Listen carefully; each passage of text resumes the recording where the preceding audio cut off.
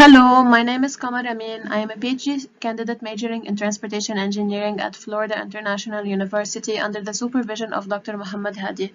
This poster is part of the STRIDE project entitled Utilization of Connectivity and Automation in Support of Transportation Agencies' Decision Making, which aims at modeling, simulating, and evaluating the benefits of CAVs. This study that we are performing at FIU aims at modeling the operations of connected and automated vehicles on managed lanes that are associated with complex weaving segments, which is a scenario that has not been considered in the existing efforts of modeling CAVs on managed lanes.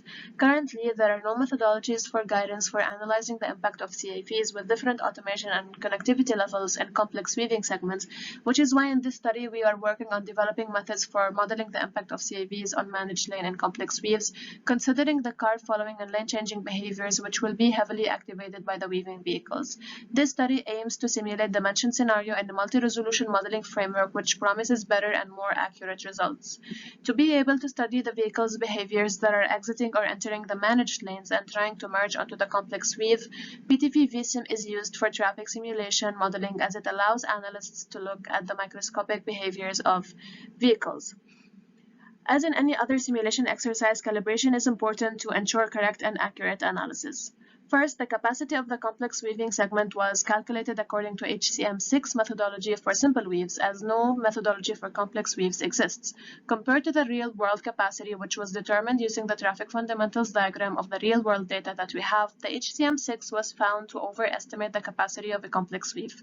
Noting the significant difference, we calculated the capacity using a different methodology that was developed in a previous STRIDE project, and the result was close to the real-world observations.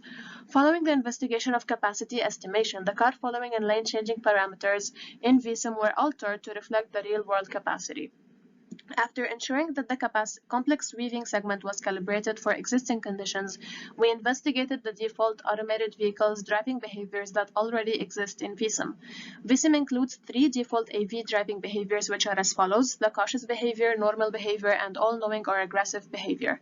The cautious behavior resulted in a significantly low capacity, while the normal behavior resulted in a slightly higher capacity than the real world, and the aggressive behavior resulted in a slightly lower capacity.